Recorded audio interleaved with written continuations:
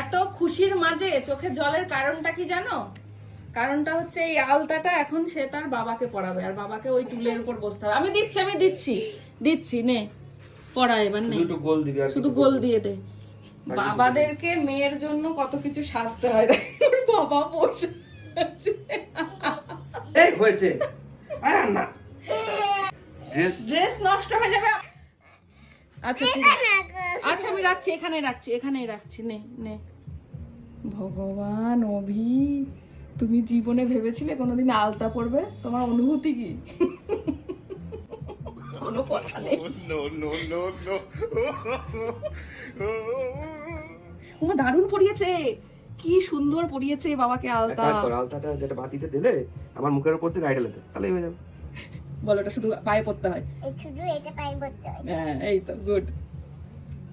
ওকে যেভাবে আমি পড়িয়েছি ও সেইভাবে তোমাকে। বাবা হাতে লাগে না যেন। পুরো হাত নষ্ট করে দিয়েছে। এই পায়ে দাও একটু, এই পায়ে। না, এই পায়ে লাগবে না। চুপচাপ বসে থাকো, তোমাকে সাজিয়ে দিচ্ছে। সাজার সময় তুমি খালি দেখো কি সুন্দর আঙুলগুলোতে পড়িয়েছে। গুড, দারুণ হয়েছে। হাতে না শান্তা, পুরো ড্রেসটা যাবে কিন্তু। মা বাবান, পুরো ড্রেসটা নষ্ট হয়ে যাবে। অলরেডি এখানে ফেলেছিস, শিগগিরই রাখ। বাবাকে আর দিতে হবে না আলতা। এই দেখো আমি আলতা পরেছি, আলতা হাতে দেয় না।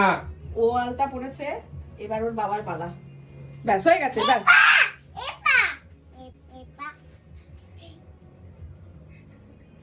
বাবাদেরকে কত কিছু করতে হয়। ওইটা দিয়ে দে, ওটা দিয়ে দে। ওইটা যেটুকু আছে ওই তো সুন্দর হয়েছে। হ্যাঁ নেল পলিশ হয়ে যাচ্ছে এবার। দারুণ হয়েছে, দারুণ।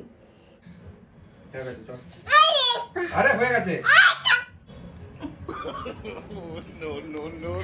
বাবার মুখের অবস্থা দেখো, আর মেয়ের খুশি দেখো।